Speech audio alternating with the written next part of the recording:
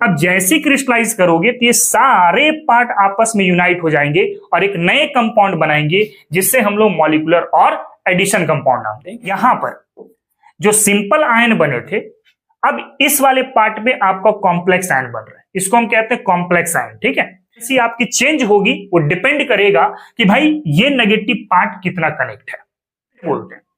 अब दो अलग अलग केस, होमोलैप्टिक केस में एक ही प्रकार की लिगेंड थी, जबकि हेट्रोलैप्टिक में एक से ज्यादा टाइप की लिगेंड है। एक ऐसा कॉम्प्लेक्स होगा जहां पे पॉजिटिव चार्ज आपको नजर आएंगे, जैसे CONH3 का होल 6 के टकला +2, तो उसको हम क्या बोलेंगे, ब्रिज लिगेंड बोलेंगे। और एक जेई में बहुत इंपॉर्टेंट सवाल पूछता है बॉन्ड लेंथ को लेकर के कोऑर्डिनेट बॉन्ड बना सकता है। और ये हर एक मेटल के पास अलग अलग क्षमता होगी, किसी मेटल के पास 2, किसी मेटल के पास 4। AgCl बन रहा है, 2 मोल AgCl बन रहा है, इसका मतलब 2 क्लोरीन आपका स्क्वायर ब्रैकेट के बाहर होगा।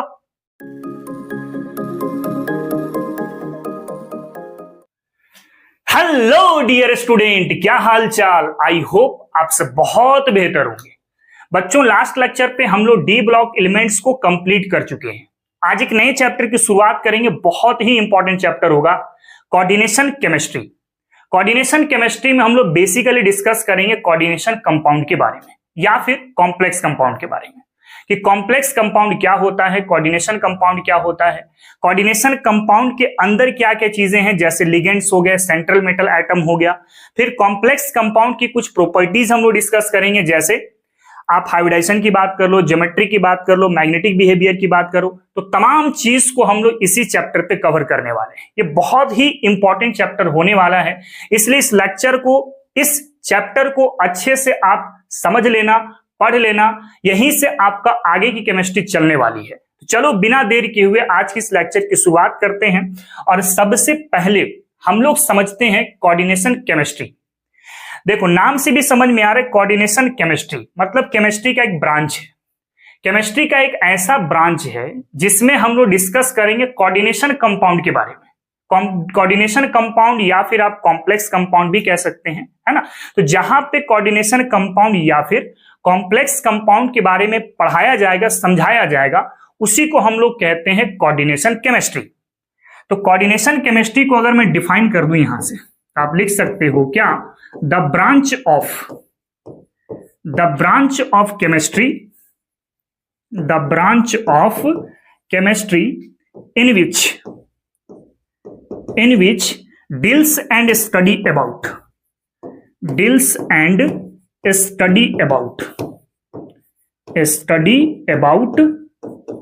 coordination compound।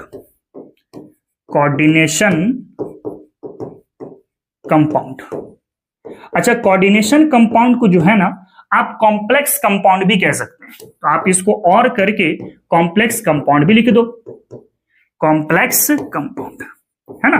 और जहां पर कोऑर्डिनेशन कंपाउंड या कॉम्प्लेक्स कंपाउंड की स्टडी होगी उसको हम लोग कहेंगे कोऑर्डिनेशन केमिस्ट्री। क्या बोलेंगे बच्चों? कोऑर्डिनेशन केमिस्ट्री बोलेंगे, कोऑर्डिनेशन केमिस्ट्री। ठीक है, अब कोऑर्डिनेशन केमिस्ट्री के अंदर जो कोऑर्डिनेशन कंपाउंड है उसमें क्या क्या चीजें होंगी, तो एक डायग्राम में आपको दिखा रखा हूं यहाँ पे। इस टाइप के कंपाउंड होते हैं बेसिकली, इसमें एक मेटल होगा, कुछ लिगेंड्स होंगे, है ना, स्क्वायर ब्रैकेट क्या होगा, मेटल कौन से होंगे, तमाम चीज को हम लोग धीरे धीरे डिस्कस करेंगे और इस टाइप के कंपाउंड को बनाने की कोशिश भी करेंगे। ठीक है, तो चलो बिना देर किए हुए लेक्चर की शुरुआत करते हैं। और सबसे पहला टॉपिक आज हम लोग लेके चलते हैं मॉलिक्यूलर और एडिशन कंपाउंड के बारे में।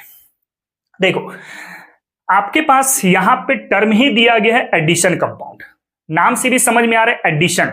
एडिशन का मतलब क्या होता है? जोड़ना, कंबाइन करना, उसी को तो एडिशन कहते हैं। तो आपको क्या करना है कि 2 या 2 से ज्यादा, 2 और मोर देन 2, 2 भी ले सकते हैं, 2 से ज्यादा भी ले सकते हैं, सॉल्ट को आपस में कंबाइन करना है। लेकिन कंबाइन करने की कुछ इंपॉर्टेंट कंडीशन है, उसको भी हम लोग समझेंगे अभी। जैसे मान लो कि KCl है और MgCl2 है, आपको पता है ये भी एक सॉल्ट है और ये भी एक सॉल्ट है। ठीक है, अब ये दोनों सॉल्ट को मैं आपस में कंबाइन करना चाहता हूं, ऐड करना चाहता हूं, तो डायरेक्ट ऐड नहीं होगा। आपको क्या करना होगा, सबसे पहले KCl और MgCl2 को एक प्रॉपर मॉलिक्यूलर प्रपोर्शन में कंबाइन करना होगा।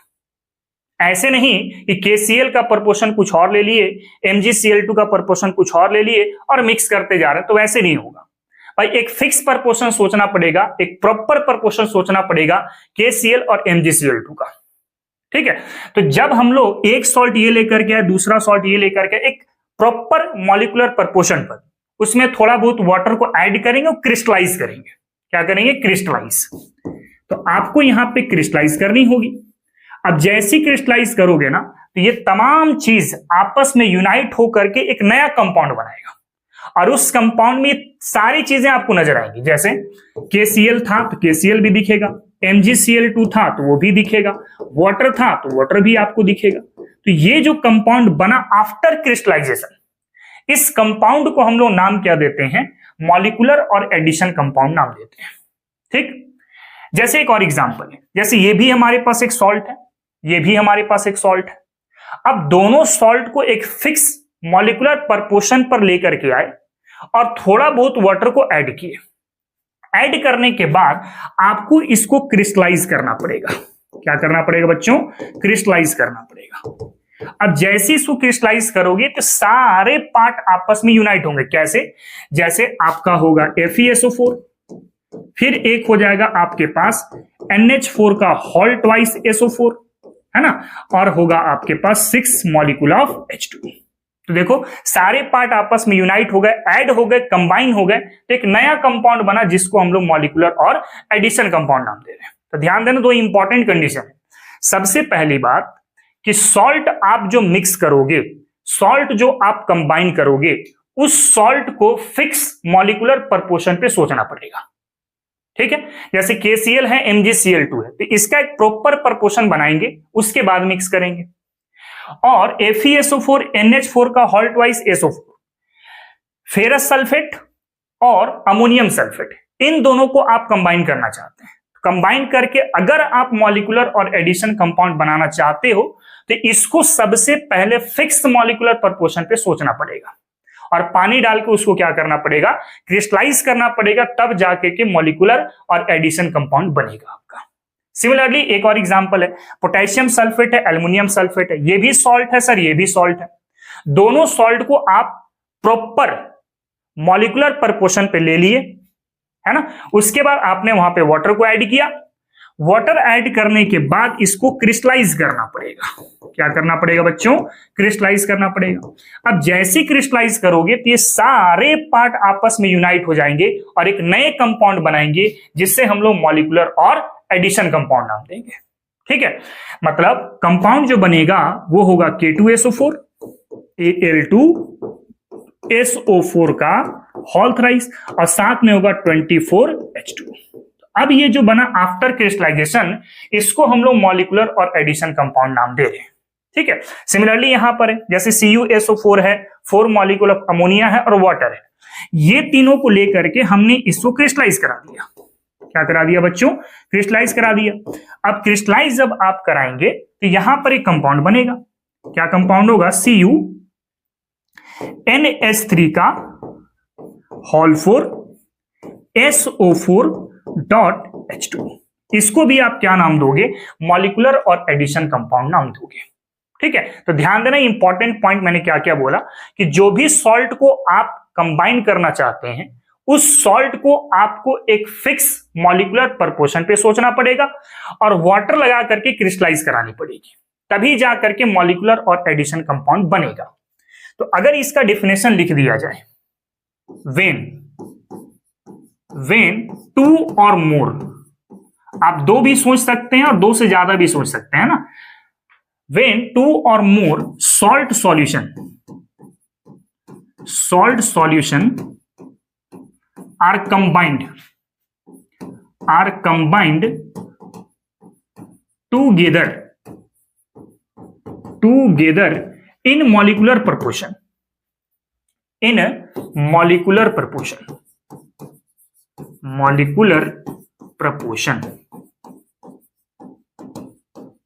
and allowed to crystallize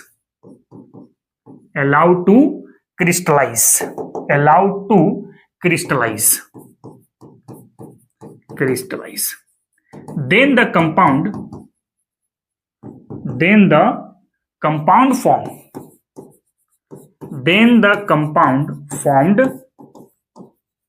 called molecular or addition compound. Molecular or addition compound. ठीक है, तो ये होता है मॉलिक्यूलर और एडिशन कंपाउंड। ध्यान देना, एक इंपॉर्टेंट पॉइंट यही है कि आपको एक फिक्स मॉलिक्यूलर प्रपोर्शन सोचना है और इसको आपको क्रिस्टलाइज भी कराना है, तभी जाकर के आपको मॉलिक्यूलर और एडिशन कंपाउंड मिलेगा। अब जो मॉलिक्यूलर और एडिशन कंपाउंड हमने यहां पे बना के दिखाया, जैसे KCl MgCl2.6H2O, तो इसको स्पेशल नाम देते हैं बच्चों कार्नालाइट। क्या नाम देते हैं? कार्नालाइट नाम देते हैं। This is a carnallite. ठीक है, उसी तरीके से एक ये है आपके पास FeSO4.NH4 का हॉल्ट वाइज SO4.6H2O, इसको हम लोग कहते हैं मोर सॉल्ट। क्या बोलते हैं बच्चों? मोहर सॉल्ट बोलते हैं इसको। दिस इज अ मोहर सॉल्ट, स्पेशल नाम। ठीक ना, सॉल्ट लिखा गया, सॉल्ट होगा, स्पेशल नाम क्या है? मोहर salt. Now potassium sulphate aluminium sulphate .24H2O, इसको हम लोग कहते हैं पोटास एलियम। क्या बोलते हैं बच्चों? पोटास एलियम बोलते हैं, पोटास एलियम। ठीक है, तो ये कुछ इंपॉर्टेंट कंपाउंड है। डायरेक्ट फॉर्मूला भी पूछ लिया जाता है कि मोर सॉल्ट का फॉर्मूला क्या है, पोटास एलियम का फॉर्मूला क्या है। ठीक है, तो ये है आपके पास मॉलिक्यूलर और एडिशन कंपाउंड। इसको फटाक से जरा कॉपी करो, इसके क्या क्या टाइप्स होते हैं इसके बारे में हम लोग चर्चा करेंगे। ठीक है,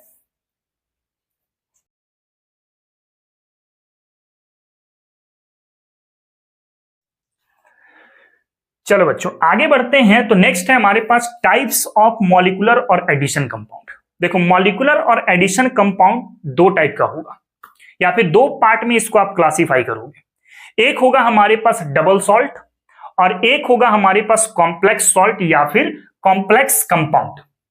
जैसे डबल सॉल्ट के बारे में अगर मैं आपको बताऊं, मान लो कि एक हमने एग्जांपल ले लिया KCl.MgCl2.6H2O, जिसको आप क्या नाम देते हो? कार्नालाइट। अभी मैंने जस्ट बताया। तो ये जब सॉलिड स्टेट पर होगा या क्रिस्टलाइन फॉर्म पर होगा तब ये स्टेबल होगा, लेकिन जैसे आप इसको एक्वस सॉल्यूशन पर लेकर के आओगे, कहां पर लेकर के आओगे? एक्वस सॉल्यूशन पे, तो ये अपनी आइडेंटिटी को लॉस कर देगा। कैसे लॉस करेगा? जैसे ये जो पार्ट है ये सारे डिसोसिएट कर जाएंगे, जैसे KCl, फिर आपका एक बन जाएगा MgCl2, फिर आपका बन जाएगा 6 मॉलिक्यूल ऑफ H2। यहीं तक नहीं रहेगा, KCl भी डिसोसिएट कर जाएगा और ये डिसोसिएट करके K प्लस और Cl माइनस में कन्वर्ट हो जाएगा। MgCl2 भी डिसोसिएट हो जाएगा और बना देगा Mg+2 और साथ में 2 मॉलिक्यूल ऑफ Cl माइनस। मतलब डबल सॉल्ट का ये खास बात है कि जब तक ये क्रिस्टलाइन के फॉर्म में रहेगा या सॉलिड स्टेट पर रहेगा तब तक तो ये स्टेबल रहेंगे, लेकिन जैसे ही आप इसको एक्वस सॉल्यूशन पर लेकर के आओगे ये अपनी आइडेंटिटी को लॉस कर देगा और लॉस करके एक सिंपल आयन में कन्वर्ट हो जाएगा। जैसे KCl में K प्लस Cl माइनस बन गया, MgCl2 में Mg+2 और Cl माइनस बन गया। इसका मतलब ये है कि अगर आप इस कंपाउंड का टेस्ट करोगे तो आपको ये टेस्ट में रिजल्ट किस किस चीज का मिलेगा? एक तो K प्लस आयन का रिजल्ट मिलेगा, फिर एक आपको टेस्ट पर मिल जाएगा Mg+2 आयन का रिजल्ट, फिर एक मिल जाएगा आपके पास Cl माइनस का रिजल्ट। ध्यान से सुनना एक बात, वाटर को डिसोसिएट मत करना, क्योंकि आपने एक्वस सॉल्यूशन डाला है। भाई एक्वस सॉल्यूशन में वाटर थोड़ी डिसोसिएट करता है, सॉल्ट आपके डिसोसिएट करते हैं। तो KCl डिसोसिएट कर गया, MgCl2 डिसोसिएट कर गया। इसका मतलब टेस्ट जो मिलेगा K प्लस का मिल सकता है, Mg+2 का मिल सकता है और साथ में आपका Cl माइनस का मिलेगा। लेकिन अगर आप कॉम्प्लेक्स कंपाउंड के बारे में सोचें तो कॉम्प्लेक्स कंपाउंड जैसे मान लो मैंने उठा लिया कि हमारे पास है CONH3 का होल 4 और एक होगा हमारे पास SO4। सपोज कर लेते हैं ये कॉम्प्लेक्स कंपाउंड है। ठीक है, अब जब तक ये क्रिस्टलाइन के फॉर्म में रहेगा तब तक तो ये स्टेबल रहेंगे, लेकिन जैसे ही आप इसको एक्वस सॉल्यूशन पर लेकर के आओगे ये अपनी आइडेंटिटी को रिटेन करके रखेगा, मतलब अपनी आइडेंटिटी को लॉस नहीं करेगा। ये जैसे डबल सॉल्ट ने लॉस करके सिंपल आयन में कन्वर्ट हो गए थे, लेकिन ये जो होगा आपका आइडेंटिटी लॉस नहीं करेगा और ये कन्वर्ट हो जाएगा CONH3 का होल 4 प्लस 2 और एक हो जाएगा आपके पास SO4 माइनस 2। आप देखो जब ये क्रिस्टलाइन के फॉर्म में था तब भी ये वाला पार्ट मौजूद था, जब एक्वस सॉल्यूशन पर आया तब भी ये वाला पार्ट मौजूद है। इसके जैसा नहीं कि भाई सिंपल आयन में कन्वर्ट हो गया, नहीं, यहां पे आइडेंटिटी लॉस नहीं किए, रिटेन करके रखे हुए, बरकरार रखे अपनी आइडेंटिटी को। तो जहां पर एक्वस सॉल्यूशन में जाने के बाद जो आइडेंटिटी लॉस कर देते हैं उसको हम कहते हैं डबल सॉल्ट, और जो लॉस नहीं करते हैं उसको हम लोग क्या बोलते हैं, कॉम्प्लेक्स सॉल्ट। ठीक है, जैसे अगर मान लो कॉम्प्लेक्स सॉल्ट का मैं एक और एग्जांपल आपको दिखाऊं, जैसे मान लिए कि हमारे पास है बच्चों K4Fe का होल 6, ये हमारे पास एक कंपाउंड है, this is also a molecular और एडिशन कंपाउंड।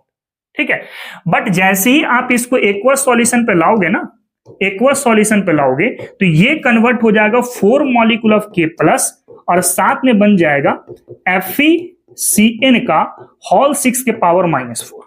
तो आप देखो एक्वस सॉल्यूशन से पहले यानी क्रिस्टलाइन के फॉर्म में भी ये वाला पार्ट मौजूद था, और जब आप एक्वस सॉल्यूशन पर लाए तब भी ये वाला पार्ट मौजूद रहा। इसका मतलब एक बात समझे, कॉम्प्लेक्स कंपाउंड जो स्क्वायर ब्रैकेट के अंदर में है ये कभी भी आपका डिसोसिएट नहीं करेगा। मतलब इसमें जो ब्रेकिंग हो रही है, यहां से ब्रेकिंग हो रही है, इसमें जो ब्रेकिंग हो रही है आपकी वो यहां से ब्रेकिंग हो रही है ना। मतलब हर बार स्क्वायर ब्रैकेट के अंदर कभी भी पानी नहीं जा पा रहा है, ना तो यहां पर डिसोसिएट करवा पा रहा है, ना तो यहां पर डिसोसिएट करवा पा रहा है।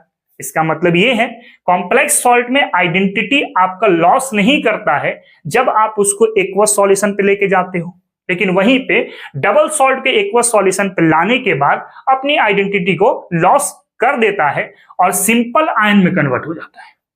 ठीक है, तो यहां पे अगर मैं डबल सॉल्ट को डिफाइन कर दूं तो आप क्या क्या लिख सकते हैं, यहां से लिख सकते हो the molecular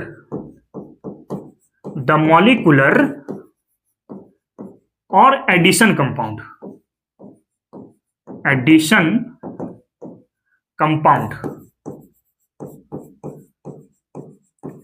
which are stable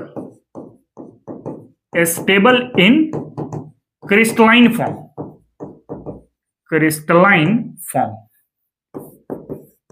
but lose their identity in aqueous solution। ठीक, ये अपनी आइडेंटिटी को लॉस कर देगा जब ये एक्वस सॉल्यूशन पे लेके जाएंगे तब। और आइडेंटिटी लॉस करने के बाद किस टाइप के आयन बनाएगा बच्चों, सिंपल आयन, जैसे K प्लस सिंपल आयन है, Mg+2 सिंपल आयन है, Cl- आपका सिंपल आयन, तो सिंपलेस्ट आयन में कन्वर्ट हो जाएगा। तो यहां पे लिख सकते हैं हम लोग they form simplest constituent ion, ये सिंपल आयन में आपका कन्वर्ट हो रहा है। जबकि अगर आप कॉम्प्लेक्स कंपाउंड को डिफाइन करें तो ये भी एक प्रकार का मॉलिक्यूलर और एडिशन कंपाउंड ही है, लेकिन एक्वस सॉल्यूशन में आने के बाद अपनी आइडेंटिटी को लॉस नहीं कर रहा बल्कि उसको रिटेन कर ले रहा है। पहले भी था ये वाला पार्ट, एक्वस सॉल्यूशन के बाद भी था, पहले भी था ये वाला पार्ट और बाद में भी था। ठीक है, तो आप लिख सकते हैं यहां पे द मॉलिक्यूलर और एडिशन कंपाउंड,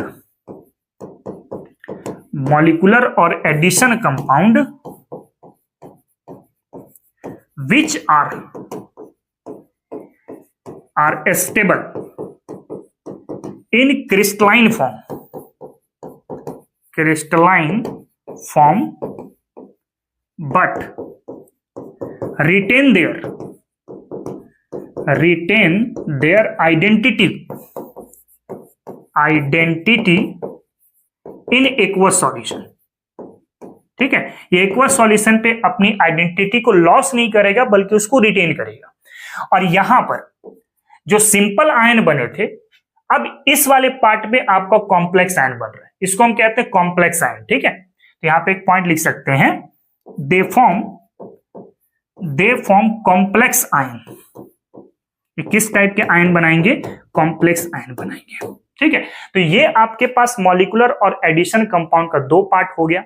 अच्छा, एक इंपॉर्टेंट पॉइंट और मैं बताऊं आपको, देखो, मॉलिक्यूलर और एडिशन कंपाउंड में आप किस टाइप के सॉल्ट को मिक्स कर सकते हैं, किस टाइप के सॉल्ट को कंबाइन कर सकते हैं, उसी सॉल्ट को आप कंबाइन कर सकते हैं जहां पे नेगेटिव पार्ट कॉमन हो। जैसे यहां भी Cl माइनस और यहां भी Cl माइनस, दोनों कंबाइन हो गया। ठीक है, जैसे और भी मैंने आपको एग्जांपल दिखाया था यहां पर। जैसे देखो, यहां पे SO4, यहां पे SO4, नेगेटिव पार्ट कॉमन है, आपका मॉलिक्यूलर और एडिशन कंपाउंड बनेगा। फिर यहां पे देखो SO4, यहां पर भी SO4, तो दोनों सॉल्ट में अगर नेगेटिव पार्ट कॉमन मिलते हैं तभी जाकर के आपका मॉलिक्यूलर और एडिशन कंपाउंड बनेगा। ठीक है ना, बड़ा इंपॉर्टेंट पॉइंट। 3 इंपॉर्टेंट पॉइंट हमने अब तक बता रखे हैं। मॉलिक्यूलर और एडिशन कंपाउंड बनाने के लिए आपको सॉल्ट को मिक्स तो करना है, कंबाइन तो करना है, लेकिन मॉलिक्यूलर प्रपोर्शन फिक्स सोचने के बाद। दूसरा, आपको कंबाइन करने के लिए वाटर डाल के उसको क्रिस्टलाइज भी करना है। और तीसरा, उसी सॉल्ट को आप कंबाइन कर सकते हैं जहां पर सॉल्ट की नेगेटिव पार्ट कॉमन हो।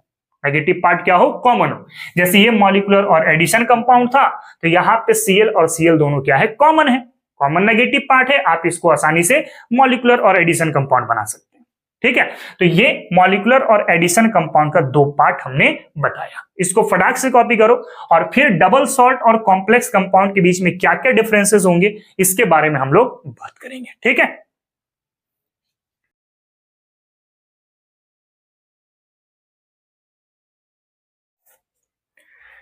चलो बच्चों आगे बढ़ते हैं। तो नेक्स्ट है हमारे पास difference between double salt and coordination compound. Coordination compound और डबल सॉल्ट के बीच में क्या क्या डिफरेंस है, ध्यान से सुनना। कॉम्प्लेक्स कंपाउंड की बात करूं या कोऑर्डिनेशन कंपाउंड की बात करूं एंड डबल सॉल्ट की बात करूं, दोनों ही आपके मॉलिक्यूलर और एडिशन कंपाउंड है।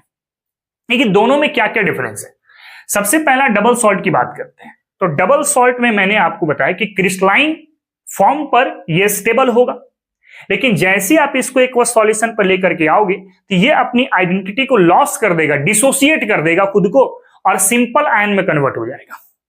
जबकि यहां पर ऐसा केस नहीं था, यहां पे क्रिस्टलाइन के फॉर्म में स्टेबल है, लेकिन जैसे आप इसको एक्वस सॉल्यूशन पर लेकर के आएंगे तो अपनी आइडेंटिटी को लॉस नहीं करेगा बल्कि रिटेन करके रख लेगा। और सिंपल आयन नहीं बनाया वहां पे कॉम्प्लेक्स आयन बनाया था। तो पहला पॉइंट लिखा हुआ देखो, double salt exist only in solid state. सही बात है, क्रिस्टलाइन के फॉर्म में स्टेबल है तो वहीं पे एग्जिस्ट करेगा।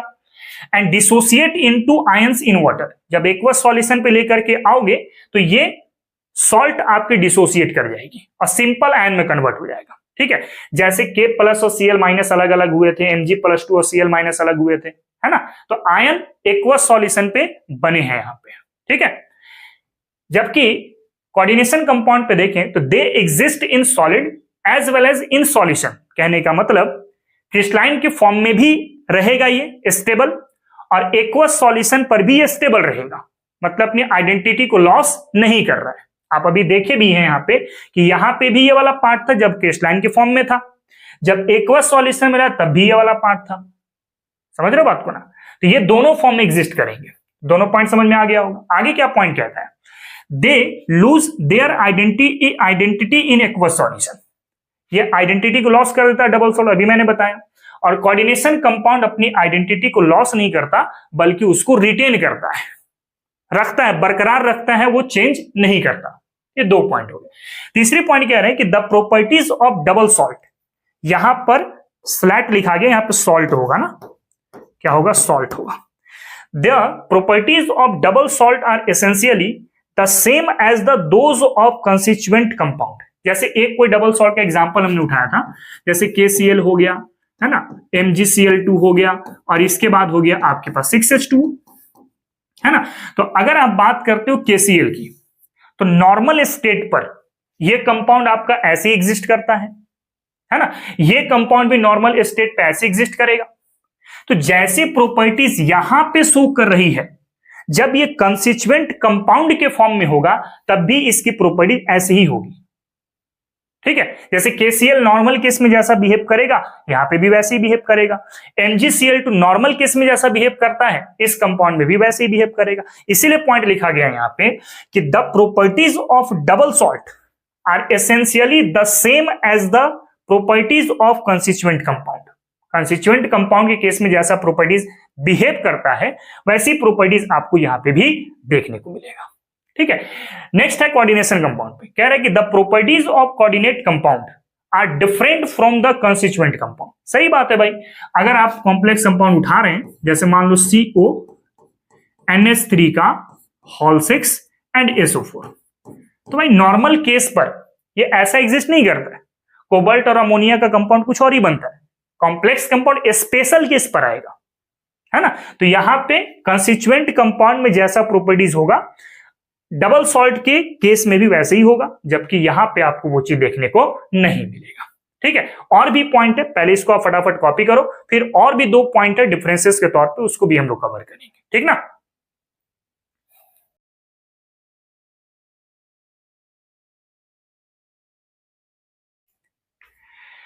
चलो बच्चों, नेक्स्ट डिफरेंस नंबर 4, देखो metal ion exist there normal valency. जैसे अगर मैं बात करता हूं यहां पे KCl की, है ना, .MgCl2 एंड .6H2, ये कार्नालाइट है, आपको पता है। तो इसमें मेटल की वैलेंसी क्या है, मेटल के पास +1 चार्ज है, यहां पे मेटल है Mg, तो इसके पास आपका +2 चार्ज है। मतलब अगर आप वैलेंसी बात करते हैं तो यहां पे पोटेशियम की वैलेंसी कितनी होती है 1, और मैग्नीशियम की वैलेंसी कितनी हो जाएगी 2। तो नॉर्मल केस में पोटेशियम की जो वैलेंसी है और मैग्नीशियम की जो वैलेंसी है, वही सेम वैलेंसी आपको डबल सॉल्ट के कंपाउंड में भी देखने को मिलेगा, है ना। नॉर्मल केस पे अगर देखते हैं तो नॉर्मल केस में भी पोटेशियम का +1 चार्ज होता है या एक ही वैलेंसी होती है, और मैग्नीशियम के पास 2 वैलेंसी या फिर +2 चार्ज होता है। तो जब डबल सॉल्ट आप बनाओगे, मॉलिक्यूलर और एडिशन कंपाउंड बनाओगे, तब भी वहां पे पोटेशियम के पास एक ही चार्ज, सेम चार्ज है, और मैग्नीशियम के पास भी सेम चार्ज है। मतलब नॉर्मल केस की जो वैलेंसी है वही वैलेंसी आपको मेटल का मॉलिक्यूलर और एडिशन कंपाउंड के अंदर देखने को मिलेगा, जबकि यहां पे ऐसा नहीं होगा। यहां पर क्या होगा ना, जैसे मान लो कॉम्प्लेक्स कंपाउंड लेते हैं CONH3 का होल 6, और यहां पे मैं ले लेता हूं +2। तो यहां पर इस कोबाल्ट की जो वैलेंसी वो डिपेंड करता है कि इसके आजू बाजू NH3 कितना है, आजू बाजू NH3 कितना है। जैसे यहां पे 6 है आजू बाजू पर, जैसे मैं दिखा दूं यहां पे NH3 1 2 3, यहां पे मैं लेता हूं 4, ये हो गया आपके पास 5, और ये हो गया बच्चों आपके पास 6। ठीक है, ये इसके साथ कोऑर्डिनेट कर रहा है, ये भी कर रहा है, ये भी कर रहा है, ये भी कर रहा है, ये भी कर रहा है, ये भी कर रहा है। मतलब इस मेटल की जो वैलेंसी है वो डिपेंड कर रहा है कि इसके सराउंडिंग पर एनायन कितना कनेक्ट है। अगर 2 कनेक्ट होगा तो इसकी वैलेंसी 2 की तरह ट्रीट होगी, अगर 2 से ज्यादा होगी तो इसकी वैलेंसी उससे ज्यादा दिखाई देगा, है ना। तो मतलब डबल सॉल्ट में जो मेटल है उसकी वैलेंसी फिक्स रहेगी जैसे नॉर्मल स्टेट पर होती है, लेकिन कॉम्प्लेक्स कंपाउंड की जो मेटल है उसकी वैलेंसी आपकी चेंज होगी। वो डिपेंड करेगा कि भाई ये नेगेटिव पार्ट कितना कनेक्ट है। तो यहां पे लिखा हुआ एक पॉइंट कि coordination compound exhibit more than its normal valency. Normal valency से ये थोड़ा सा अलग होगा, due to metal ion surrounded by number of anion और न्यूट्रल स्पीसीज। वो डिपेंड करता है कि इसके आजू बाजू कितना नेगेटिव पार्ट की स्पीसीज है या न्यूट्रल की स्पीसीज है। 4 इंपॉर्टेंट डिफरेंस आपको समझा दिए। एक और इंपॉर्टेंट डिफरेंस है, ये जो आपके पास डबल सॉल्ट है इसमें मोस्ट ऑफ द केस में आपको आयोनिक बॉन्ड देखने को मिलेंगे। जैसे KCl के बीच में आयोनिक बॉन्ड होता है, MgCl2 के बीच में भी आयोनिक बॉन्ड होता है। ठीक है, जबकि कोऑर्डिनेशन कंपाउंड के केस में आयोनिक बॉन्ड भी आपको देखने को मिल सकता है और साथ साथ कोऑर्डिनेट बॉन्ड भी आपको देखने को मिल सकता है। मतलब कॉम्प्लेक्स कंपाउंड में 2 तरह के बॉन्ड आपको मोस्टली दिखाई देगी, एक आयोनिक बॉन्ड और दूसरा कोऑर्डिनेट बॉन्ड, जबकि डबल सॉल्ट के केस में सिर्फ एक ही प्रकार के बॉन्ड आपको नजर आएंगे और वो है आपका आयोनिक बॉन्ड। तो ये आपका टोटल 5 डिफरेंस है डबल सॉल्ट और कोऑर्डिनेशन कंपाउंड के बीच में। इसको फटाफट कॉपी करो, उसके बाद फिर हम लोग आगे की ओर मूव करते हैं। ठीक है,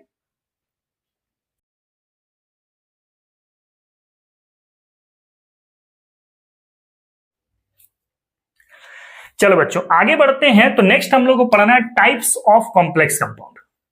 देखो लिगेंड किसको बोलते हैं इसको हम लोग अलग से लेक्चर पे डिटेल पे समझेंगे, फिलहाल आपको मैं ये बात समझा देता हूं। जैसे मान लो एक कॉम्प्लेक्स है हमारे पास CONH3 का होल 6 और यहां पर एक +2 मान लेते हैं ऐसा। ठीक है, अब देखो ये है मेटल और इसके आजू बाजू है NH3। क्या है? NH3 है। टोटल NH3 कितना है आपके पास? 6। कितने हैं? 6 है। समझते चलना, बस मैटर आपको अच्छे समझ में आ जाएगा। तो कॉम्प्लेक्स के अंदर जो मेटल है उसको बोलते हैं सेंट्रल मेटल आइटम, और मेटल के साथ जो पार्ट कोऑर्डिनेट बॉन्ड बनाया है, जैसे NH3 यहां पे कोऑर्डिनेट बॉन्ड बनाया है। कौन बनाया है? NH3। हाँ, इसके जगह पे और भी कुछ हो सकता है, जैसे CN हो सकता है, और भी कुछ हो सकते हैं। तो जो मेटल के साथ कोऑर्डिनेट बॉन्ड बनाता है ना, उसको बेसिकली हम लोग लिगेंड के नाम से जानते हैं। क्या बोलते हैं बच्चों? लिगेंड बोलते हैं। अब इस लिगेंड के आधार पे कॉम्प्लेक्स को हम लोग 2 पार्ट में क्लासिफाई करते हैं। एक होता है हमारा होमोलैप्टिक कॉम्प्लेक्स, और दूसरा होता है हमारे पास हेट्रोलैप्टिक कॉम्प्लेक्स। नाम से भी समझ में आ रहा है, होमोलैप्टिक, होमो का मतलब क्या होता है? सेम सेम, और हेट्रोलैप्टिक, हेट्रो का मतलब क्या होता है? डिफरेंट। मतलब कुछ ऐसे कॉम्प्लेक्स आपको देखने को मिलेंगे जहां पे जितने भी लिगेंड हैं वो सब एक ही टाइप का है, मतलब only one type of ligand जो प्रेजेंट है कॉम्प्लेक्स के अंदर में, उस कॉम्प्लेक्स को आप होमोलैप्टिक बोलते हो। जैसे यहां पे अगर इस कॉम्प्लेक्स की बात करते हैं तो यहां पे एक ही प्रकार का लिगेंड मौजूद है, सिर्फ NH3, तो इसको आप क्या नाम दोगे? होमोलैप्टिक नाम दोगे। लेकिन एक अगर मैं इसकी बात करता हूं, जैसे यहां पर है Fe, एक है Fe, एक है हमारे पास Cl, यहां पर Cl, ठीक है, और यहां पे मैं लेता हूं En, कुछ ऐसा। ये कैसे बन रहा है हम लोग आगे डिस्कस करेंगे इसके बारे में। ऐसा मैं ले लेता हूं, ठीक है, ये ले लिया, और यहां पे कोऑर्डिनेट बॉन्ड आपका शो कर रहा है। समझ रहे बात को? तो यहां पे देखो, ये भी लिगेंड है, ये भी लिगेंड है। मेटल के साथ जो कोऑर्डिनेट बॉन्ड बना रहा है उसी को हम लिगेंड बोलते हैं।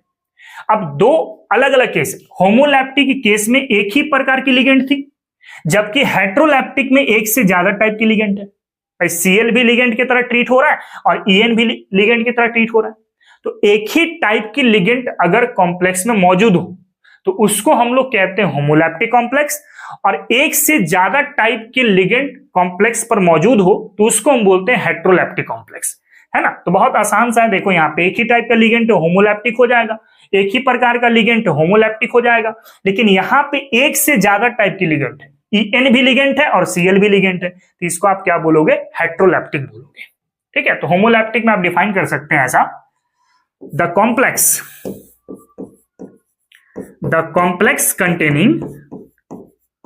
containing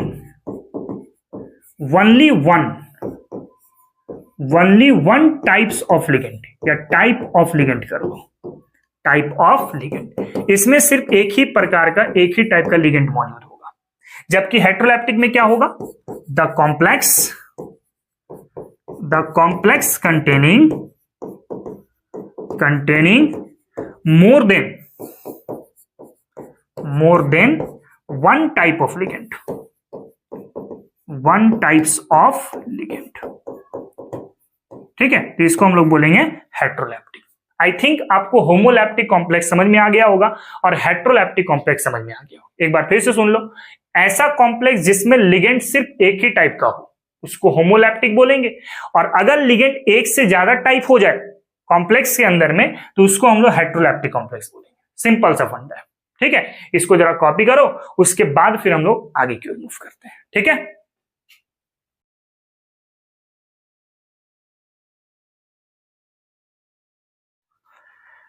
चलो बच्चों आगे बढ़ते हैं। तो नेक्स्ट हम लोग डिस्कस करना on the basis of charge on complex.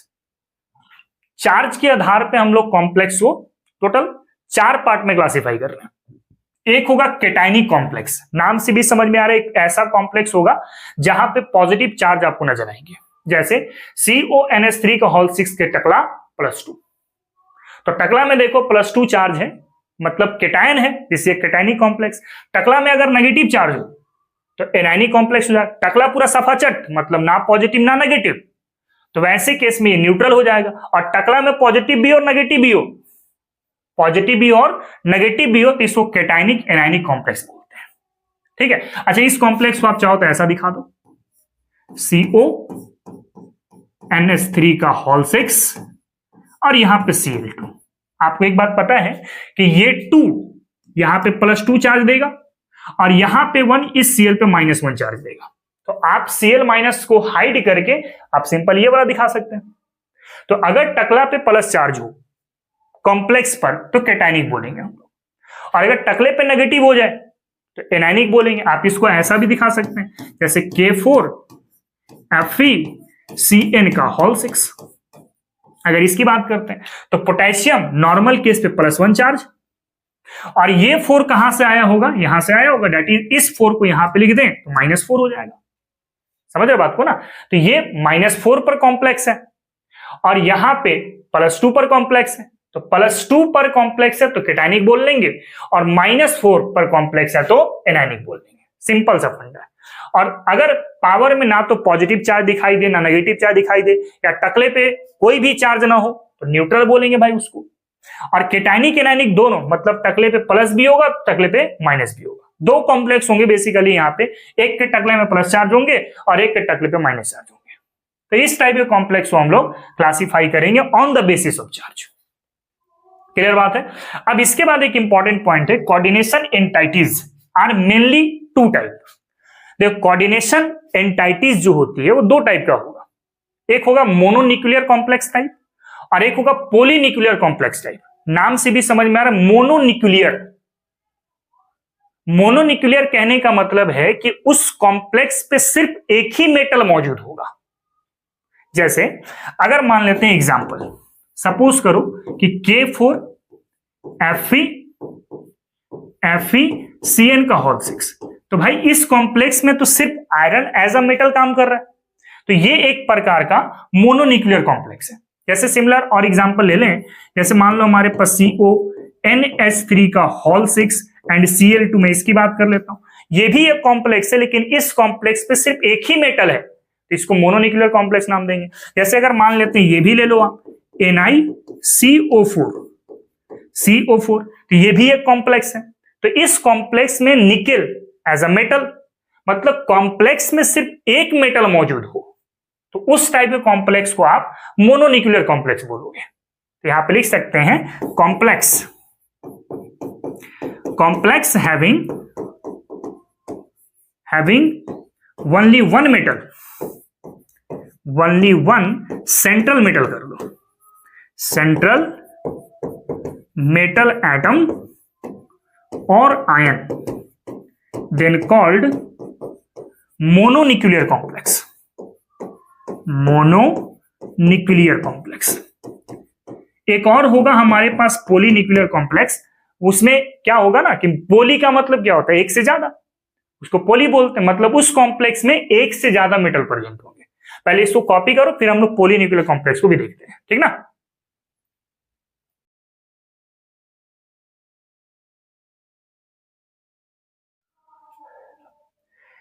चलो बच्चों आगे बढ़ते हैं। तो नेक्स्ट है हमारे पास पॉलीन्यूक्लियर कॉम्प्लेक्स। एंटाइटीज जो मैंने बोला वो 2 प्रकार का है, एक मोनोन्यूक्लियर कॉम्प्लेक्स जिसमें कि एक ही मेटल मौजूद होगा, और पॉलीन्यूक्लियर कॉम्प्लेक्स में एक से ज्यादा मेटल मौजूद होंगे। जैसे अगर मान लेते हैं एग्जांपल, जैसे हमारे पास है H2O का होल 5, कोबाल्ट, यहां पर हो गया NH, ये हो गया आपके पास NH, यहां पर हो गया कोबाल्ट, और यहां पर हो गया H2O का होल 6, H2O का होल 6, और यहां पे मैं ले लेता हूं Cl2। तो आप देखो ये भी एक कॉम्प्लेक्स है, लेकिन इस कॉम्प्लेक्स में एक ये मेटल हो गया और एक ये मेटल हो गया, मतलब इस कॉम्प्लेक्स में एक से ज्यादा मेटल मौजूद है। तो एक से ज्यादा मेटल अगर किसी कॉम्प्लेक्स पर हो तो उसको हम लोग नाम क्या दे रहे हैं, पॉलीन्यूक्लियर कॉम्प्लेक्स। जैसे एक और एग्जांपल आप सोच सकते हैं, मान लो हमने ऐसा ले लिया PD, यहां पे ले लिया PD, Cl, यहां पे Cl, और यहां पर हो गया PPH3। ये सब क्या है वो हम लोग आगे डिस्कस करेंगे, फिलहाल आप कॉम्प्लेक्स को समझो कि कॉम्प्लेक्स कितने टाइप के। यहाँ पे Cl हो गया और यहाँ पर PPH3 हो गया, तो ये भी एक प्रकार का कॉम्प्लेक्स है, लेकिन इस कॉम्प्लेक्स में 2 मेटल है, एक है यहाँ पर एक है यहाँ पर। तो 2 मेटल है तो हम लोग इसको नाम क्या दे देंगे, पॉलीन्यूक्लियर कॉम्प्लेक्स नाम दे देंगे। एक अगर मेटल होगा तो मोनोन्यूक्लियर कॉम्प्लेक्स, और एक से ज्यादा मेटल होगा तो पॉलीन्यूक्लियर कॉम्प्लेक्स। अच्छा एक चीज सुनना ध्यान से, देखो 2 मेटल के बीच में जो लिगेंड मौजूद है ना, जैसे यहाँ पे Cl दोनों मेटल से कंट्रीब्यूट कर रहा है, यहां पे Cl दोनों मेटल से कंट्रीब्यूट कर रहा है, यहां पे NH दोनों मेटल से कंट्रीब्यूट कर रहा है, यहां पर NH दोनों मेटल से कंट्रीब्यूट कर रहा है, तो वो नेगेटिव पार्ट या न्यूट्रल स्पीसीज दो मेटल पर कोऑर्डिनेट करता है, उस टाइप के लिगेंड को हम लोग कहते हैं ब्रिजिंग लिगेंड। ब्रिज लिगेंड क्या बोलते हैं बच्चों? ब्रिज लिगेंड बोलते हैं। मतलब यहां पर ये दोनों Cl जो है आपका ब्रिज लिगेंड की तरह काम कर रहा है, जबकि ये वाला जो Cl है, ये वाला, इसको हम कहते हैं टर्मिनल लिगेंड। क्या बोलते हैं बच्चों? टर्मिनल लिगेंड बोलते हैं। Terminal ligand, terminal ligand. तो इस टाइप के कॉम्प्लेक्स में दो टाइप के लिगेंड आमतौर पर देखने को मिलेंगे। कुछ लिगेंड टर्मिनल साइड में है, और कुछ लिगेंड ब्रिज बनाएगा। क्या बनाएगा? ब्रिज। ब्रिज कहने का मतलब ये कि दो मेटल को कनेक्ट करेगा, ये तो उसको हम क्या बोलेंगे? ब्रिज लिगेंड बोलेंगे। और एक जेई में बहुत इंपॉर्टेंट सवाल पूछता है बॉन्ड लेंथ को लेकर के। बॉन्ड लेंथ, तो ध्यान से देखना, बॉन्ड लेंथ किसका ज्यादा है? तो ब्रिज लिगेंड का यहां पे बॉन्ड लेंथ ज्यादा होता है। ब्रिज लिगेंड का बॉन्ड लेंथ आपको ज्यादा मिलेगा in comparison to terminal ligand. Terminal ligand, ठीक है, मतलब यहां पे इसका बॉन्ड लेंथ ज्यादा है इन comparison to this.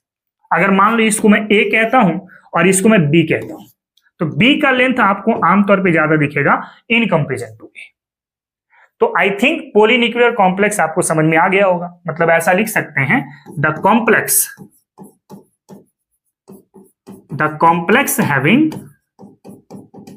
having more than one central metal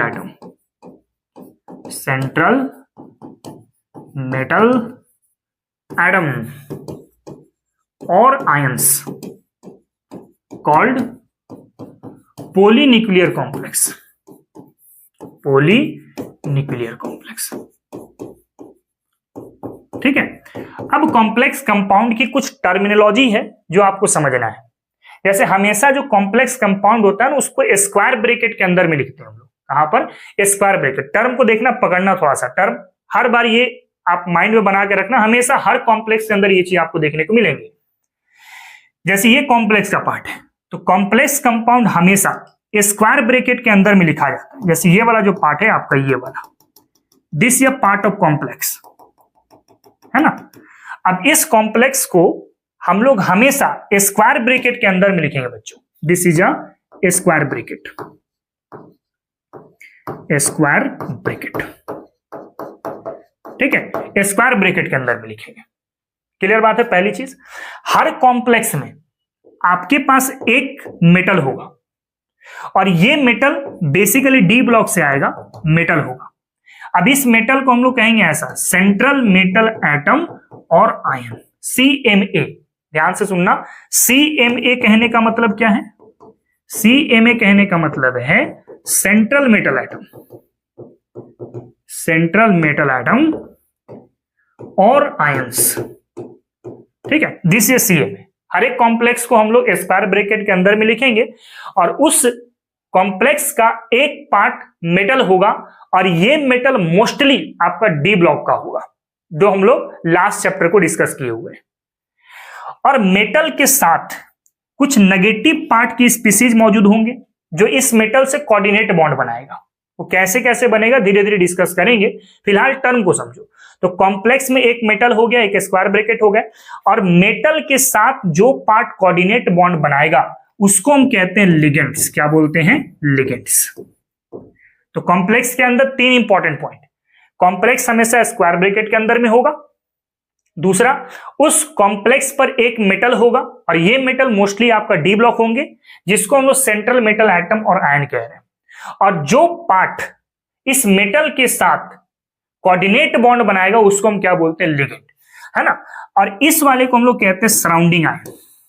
क्या बोलते हैं? Surrounding ion. This is surrounding ion. अच्छा, ये सराउंडिंग आयन हो ना हो, कॉम्प्लेक्स को कोई फर्क नहीं पड़ेगा, भाई इसको अगर हटा भी दोगे तब भी कॉम्प्लेक्स ऐसा दिखेगा। तो कॉम्प्लेक्स के अंदर मोस्टली तीन इंपॉर्टेंट पॉइंट है। सबसे पहला, एक स्क्वायर ब्रैकेट के अंदर में होगा, दूसरा उसके पास एक मेटल मौजूद होगा, और ये मेटल मोस्टली आपका डी ब्लॉक होंगे या ट्रांजिशन मेटल होंगे, जो सेंट्रल मेटल एटम और आयन के नाम से फेमस होगा, और इस मेटल के साथ जो नेगेटिव और आयोनिक स्पीसीज कह लो, जो नेगेटिव या न्यूट्रल स्पीसीज आयोनिक स्पीसीज कह लो, कोऑर्डिनेट करेगा, उसको हम क्या बोलेंगे? लिगेंड। अब इस वाले पार्ट को छोड़ करके, जैसे इस वाले पार्ट को छोड़ करके जो बाहर में जितने भी आयन होंगे ना, उन सबको सराउंडिंग आयन आप बोलोगे। जैसे यहाँ पे potassium as a surrounding ion काम कर रहा है। अगर मान लो कॉम्प्लेक्स ऐसा ले लिया जाए, CONH3 का होल 6 और यहां पे Cl2, तो भाई ये जो पार्ट है, ये जो पार्ट है, ये जो पार्ट है, ये तो कॉम्प्लेक्स हो गया।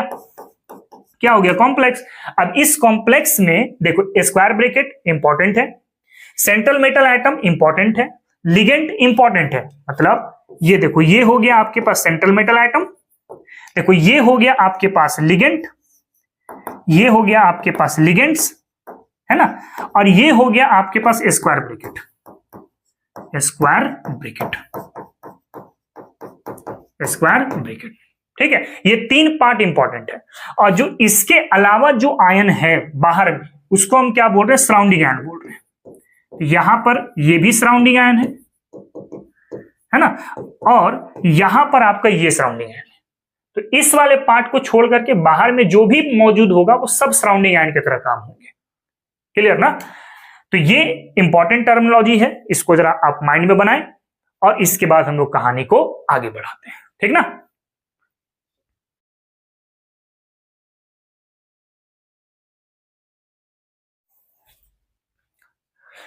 चलो बच्चों आगे बढ़ते हैं। तो नेक्स्ट हम लोग को सबसे पहले समझना है कॉम्प्लेक्स में सेंट्रल मेटल एटम। देखो डी ब्लॉक या ट्रांजिशन मेटल में भी हमने इस बात का जिक्र किया है कि ट्रांजिशन मेटल के पास ये ग्रेट टेंडेंसी होता है कि वो कॉम्प्लेक्स कंपाउंड बनाता है। और इसके पीछे रीजन क्या क्या थे? एक तो रीजन मैंने ये बताया था कि डी ब्लॉक या ट्रांजिशन मेटल के पास साइज बहुत छोटी होती है, स्मॉल साइज होता है, या फिर हाई इफेक्टिव न्यूक्लियर चार्ज होते हैं। ये सब मैं आपको डी ब्लॉक में पढ़ा चुका हूं।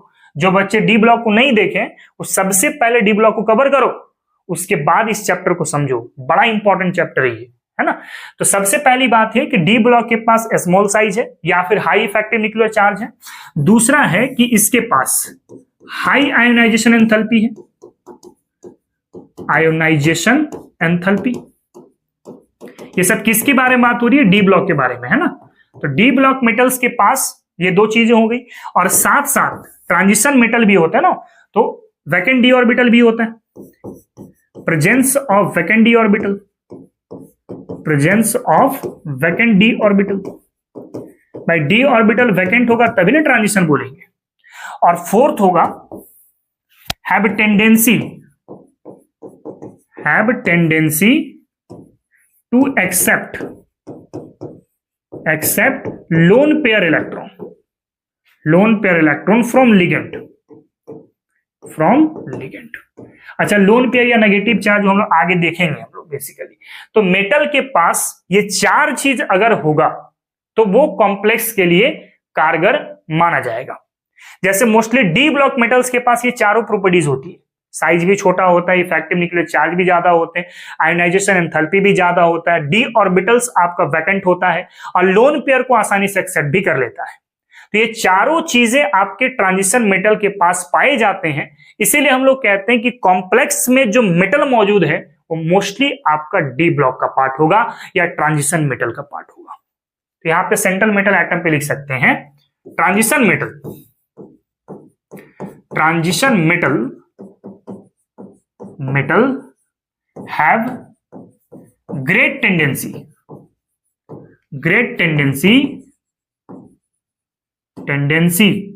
to form complex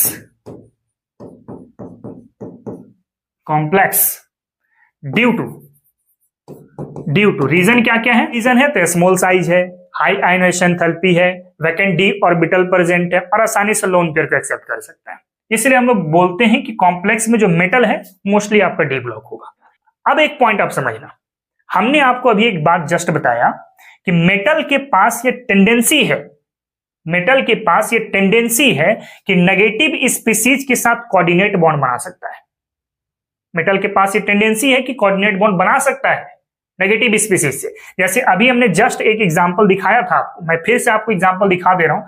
जैसे मान लीजिए कोबाल्ट है, ठीक है, एक मैं NH3 को दिखा दिया यहां पर, एक NH3 मैं यहां पे दिखा दे रहा हूं, एक NH3 को मैं यहां पे दिखा दे रहा हूं, 3 हो गए। एक NH3 हो गया 4 यहां पर, एक हो गया आपके पास 5 और एक हो गया आपके पास 6, ठीक है।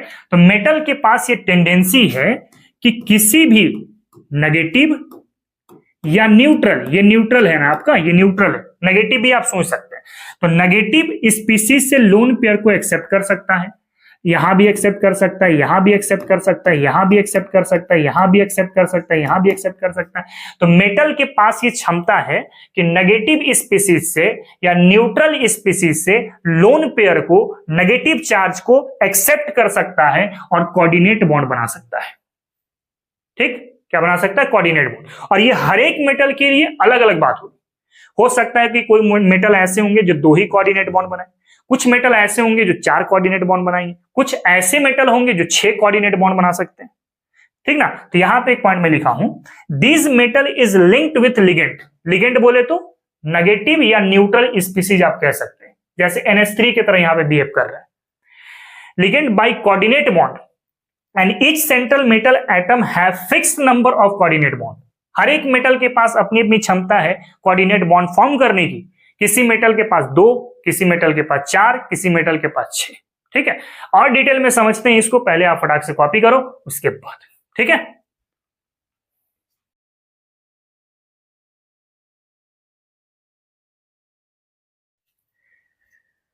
चलो बच्चों आगे बढ़ते हैं। तो नेक्स्ट एक चीज, अच्छा एक चीज और मैं आपको यहीं पे आपको समझा दूं कि जैसे अभी हमने जो कॉम्प्लेक्स उठाया था वो मैं फिर से आपको बना रहा हूं। ये कॉम्प्लेक्स अभी मैंने जस्ट दिखाया है,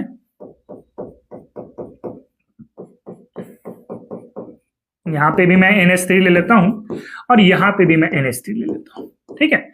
हमने बोला कि मेटल के पास ये टेंडेंसी है कि न्यूट्रल या नेगेटिव स्पीसीज से लोन पेयर या नेगेटिव चार्ज को खा करके कोऑर्डिनेट बॉन्ड बना सकता है।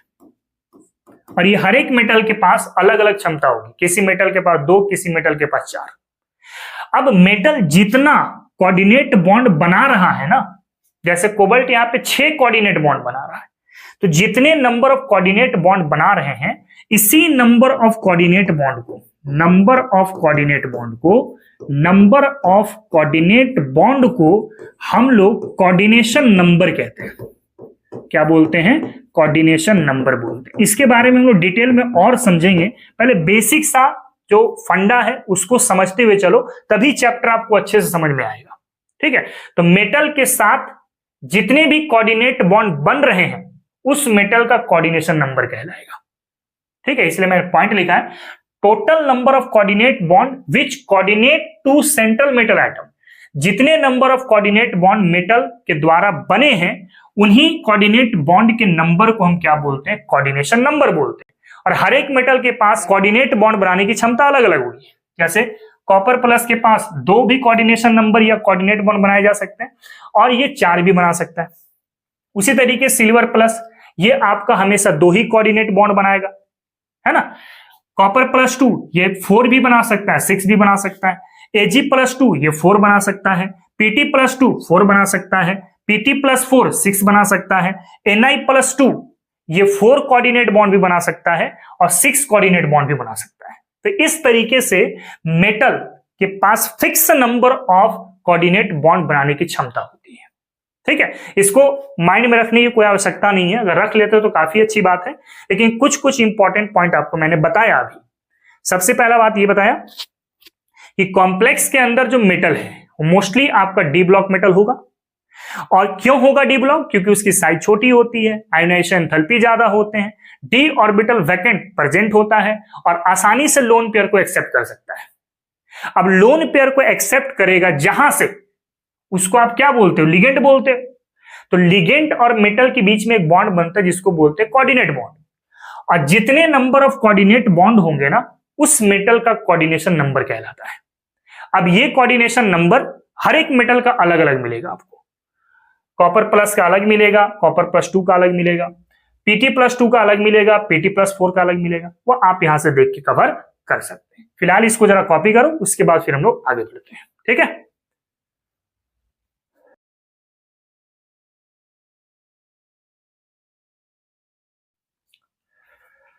चलो बच्चों आगे बढ़ते हैं, तो कुछ एग्जाम्पल भी आपको मैं यहाँ पे थोड़ा समझा देता हूं। ठीक है, जैसे अगर मान लो मैं यहां पे बात कर रहा हूं K4 Fe और Cn का होल 6, अगर मैं इसके बारे में बात कर लूं, फिर एक मैं ले लेता हूं यहां पर NiCO का होल 4, मैं इसके बारे में बात कर लेता हूं। आप एक चीज को देखना जरा ध्यान से, यहां पे मेटल के रूप में क्या है Fe, एक Cn है बाबू यहां पर, एक Cn है यहां पर, एक Cn है यहां पर, एक Cn है यहां पे, 4 हो गए। यहां पर हो गया आपके पास 5 और यहां पर हो गया आपके पास 6। हर एक कार्बन पे नेगेटिव चार्ज है, या तो नेगेटिव चार्ज होगा या तो वो लोन पे रखा होगा, तभी वो लिगेंड की तरह होंगे ना। जैसे यहाँ पे मैं दिखाता हूं नेगेटिव चार्ज, ये नेगेटिव हो गया, ये नेगेटिव हो गया, ये नेगेटिव हो गया, ये भी नेगेटिव हो गया, ये भी नेगेटिव हो गया। ठीक है, तो नेगेटिव चार्ज को ये एक्सेप्ट करके कोऑर्डिनेट बॉन्ड बनाएगा ऐसा। ठीक है, तो यहां पे मेटल कितना कोऑर्डिनेट बॉन्ड बना रहा है बाबू, तो यहां पे मेटल टोटल 6 कोऑर्डिनेट बॉन्ड बना रहा है, मतलब यहां पे आयरन की कोऑर्डिनेशन नंबर कितनी होगी, 6 होगी। ठीक है, जैसे इस वाले केस में देखें, एज अ मेटल यहां पे निकेल इस्तेमाल हो रहा है। एक है बाबू हमारे पास cobalt, sorry carbon monoxide, carbonyl जिसको बोलते हैं, यहां भी कार्बोनाइल है और यहां पर भी कार्बोनाइल है। ठीक है, ये इसके साथ कोऑर्डिनेट बॉन्ड बनाया, ये इसके साथ, ये इसके साथ, ये इसके साथ, तो निकेल जो है कितना कोऑर्डिनेट बॉन्ड बना लिया, टोटल 4 कोऑर्डिनेट बॉन्ड बना लिए, मतलब यहां पे कोऑर्डिनेशन नंबर कितना हो जाएगा, तो 4 हो जाएगा।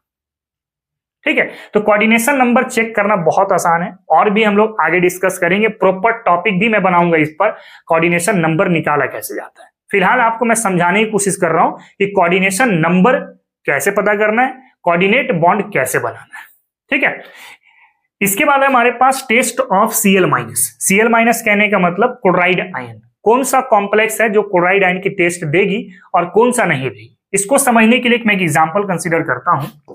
जैसे मान लो एक कॉम्प्लेक्स CO NH3 का होल थ्राइस, यहां पर हो गया Cl3, फिर एक कॉम्प्लेक्स ले लेता हूं मैं यहां पे CO, यहां पर हो गया NH3 का होल थ्राइस, यहां पर हो गया Cl और यहां पर हो गया Cl2।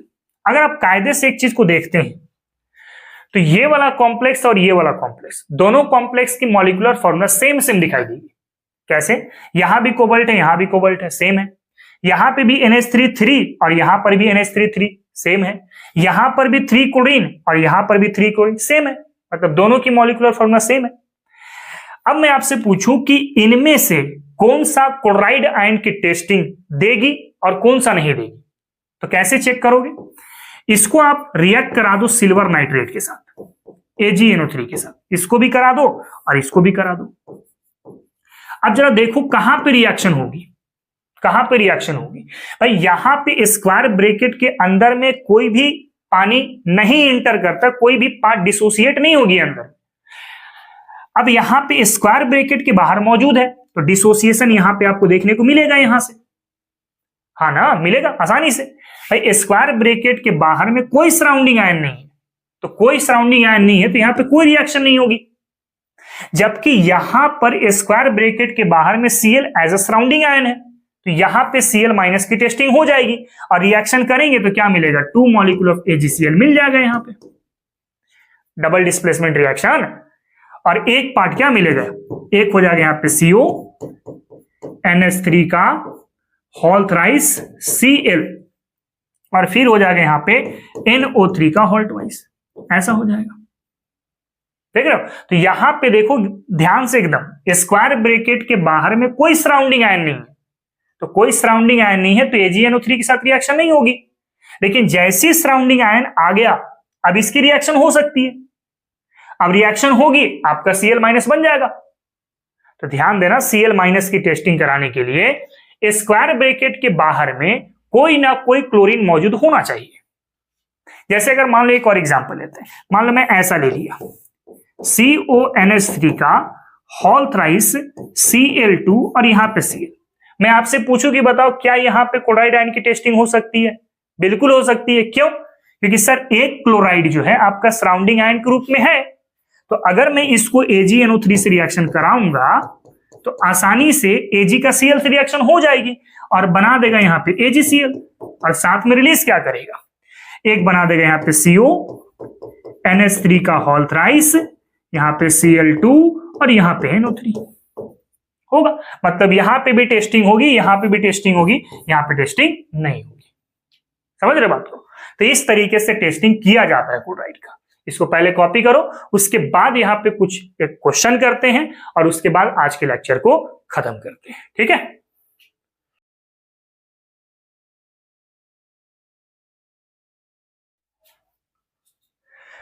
चलो बच्चों, एक क्वेश्चन है हमारे पास कि on the basis of following observation made with aqueous solution right the formula of the complex. ठीक है, कॉन्सेप्ट आपको ध्यान देना जरा यहां पे। जब आप टेस्टिंग ऑफ Cl माइनस को करें तो इसमें आपने देखा कि हमने कुछ कॉम्प्लेक्स को रिएक्शन कराया तो AgCl बना है। नोटिस करना, 2AgCl बनने का मतलब क्या है? स्क्वायर ब्रैकेट के बाहर में 2Cl मौजूद होगा। 1 मोल AgCl बनने का मतलब क्या है? कि स्क्वायर ब्रैकेट के बाहर 1 Cl मौजूद होगा। और एक भी AgCl नहीं बना, इसका मतलब स्क्वायर ब्रैकेट के बाहर में कोई भी क्लोराइड मौजूद नहीं होगा। फिर से सुनना, 2 AgCl या 2 मोल ऑफ AgCl बनने का क्या मतलब है? कि स्क्वायर ब्रैकेट के बाहर में 2 Cl है। 1 AgCl बनने का क्या मतलब है? कि स्क्वायर ब्रैकेट के बाहर में 1 Cl है। इसी पॉइंट ऑफ व्यू से ये वाला क्वेश्चन को आपको करना है। जैसे कह रहा है कि मोल ऑफ AgCl, इस कॉम्प्लेक्स में 2 मोल AgCl बन रहा है, 2 मोल AgCl बन रहा है, इसका मतलब 2 क्लोरीन आपका स्क्वायर ब्रैकेट के बाहर होगा। अब यहां पे क्या होगा? निकेल और वाटर प्रेजेंट है। भाई 2 Cl था यहां पे, वो तो मैंने बाहर कर दिया, तभी तो 2 मोल ऑफ AgCl बना। जो रिजल्ट रह गया, एक निकेल हुआ और दूसरा H2O का होल 6 हुआ। ये आपके पास फॉर्मूला बन गया। कितना आसान है कि? अगला में देखो, ये कॉम्प्लेक्स है। कह रहा है कि जब मैंने रिएक्शन कराया तो एक भी मोल AgCl नहीं बना है, 0 मोल बना है। 0 मोल AgCl कहने का मतलब क्या है? कि बाहर में कोई भी क्लोराइड मौजूद नहीं है, तभी तो 0 AgCl बना। यानी कि जो पार्ट यहां पर है वो सब स्क्वायर ब्रैकेट के अंदर में है। स्क्वायर ब्रैकेट के अंदर में तो लिखो ऐसा, Pt NH3 का होल ट्वाइस और यहां पे Cl4। ठीक है, आप इस Cl को इधर भी लिख सकते हैं, NH3 को इधर भी लिख सकते हैं, कोई से फर्क पड़ने वाला नहीं है। लिगेंड की तरह ये भी काम करेगा, लिगेंड की तरह ये भी काम करेगा। अच्छा, एक चीज मुझे आप बता दो, इसको किस टाइप की कॉम्प्लेक्स नाम देंगे? किस टाइप की बोलो? एक ही प्रकार का लिगेंड है ना, तो होमोलैप्टिक बोलेंगे। यहां पे 2 टाइप का लिगेंड है तो हेट्रोलैप्टिक बोलेंगे। तो ये होमोलैप्टिक कॉम्प्लेक्स है, ये हेट्रोलैप्टिक कॉम्प्लेक्स है। आगे बढ़ते हैं यहां पे। तो इस कॉम्प्लेक्स पर 1 मोल ऑफ AgCl बन रहा है। 1 मोल ऑफ AgCl बनने का मतलब है कि 1 क्लोरीन आपका स्क्वायर ब्रैकेट के बाहर होगा। तो आंख बंद करके 1 क्लोराइड आप स्क्वायर ब्रैकेट के बाहर लिख दो। अब जो पार्ट रह गया वो स्क्वायर ब्रैकेट के अंदर में होगा। जैसे कोबाल्ट स्क्वायर ब्रैकेट के अंदर में होगा। ठीक है, 4 मॉलिक्यूल है NH3 का, ये भी स्क्वायर ब्रैकेट के अंदर में होगा। और कितने क्लोरीन है? 3 में से 1 को बाहर कर दिया तो बचा कितना? 2। बन गया फॉर्मूला। इसके बाद इसकी बात करते हैं तो यहां पर भी एक भी AgCl का मोल नहीं बन रहा है। इसका मतलब जो क्लोरीन होगा वो सब स्क्वायर ब्रैकेट के अंदर में होगा। तो फॉर्मूला क्या बनेगा? Pt NH3 का होल ट्वाइस Cl4। कितना आसान है। तो अगर इस टाइप का दे दिया जाए और फॉर्मूला बनाने के लिए बोल दिया जाए तो आप आसानी से कर सकते हैं।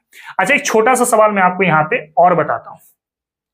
अगर मैं इस कॉम्प्लेक्स में टोटल आयन आपसे पूछूं, यहां पे टोटल आयन कितना बन रहा है जब एक बार सॉल्यूशन पे लेके जाओगे तब, तो एक तो देखो स्क्वायर ब्रैकेट का आयन बनेगा, एक तो स्क्वायर ब्रैकेट का आयन बनेगा और 2 Cl का आयन बनेगा। मतलब टोटल आयन कितना बनेगा? यहां पे 3 बनेगा। इसमें एक कॉम्प्लेक्स आयन है, एक कॉम्प्लेक्स आयन है और 2 Cl माइनस का आयन होगा, तो टोटल 3 होगा ना। अगर आप इस पे बात करते हो तो कितना आयन बनेगा? बस एक ही आयन बनेगा। इसमें कितना बनेगा? तो एक क्लोराइड का आयन बनेगा, एक कॉम्प्लेक्स का आयन बनेगा। भाई कॉम्प्लेक्स का ये पूरा पार्ट आयन की तरह ट्रीट होगा। ऐसा नहीं कि इसको अलग कर दिए, इसको अलग कर दिए, नहीं, ये पूरा पार्ट एक आयन होगा और एक ये वाला आयन होगा। मतलब इसको एक बार सॉल्यूशन पे डालेंगे तो 2 आयन्स की फॉर्मेशन होगी। फिर यहां पे चलेंगे तो स्क्वायर ब्रैकेट के बाहर में कोई सराउंडिंग आयन नहीं है, मतलब ये एक ही आयन की फॉर्मेशन करेगा। समझ रहे बात को? तो इस तरीके से आप फॉर्मूला तैयार कर सकते हैं। इस तरीके से क्वेश्चन बता भी सकते हैं कि टोटल कितना आयन बन रहा है। ये बहुत सिंपल सा क्वेश्चन था कि इस कंपाउंड को एक्वस सॉल्यूशन पे डिसॉल्व करेंगे तो टोटल कितना आयन बनेगा। एक तो कॉम्प्लेक्स वाला पार्ट और 2 Cl वाला, टोटल 3 हो गए, 3 आयन बनेगा। ठीक है, कॉपी करो इसको।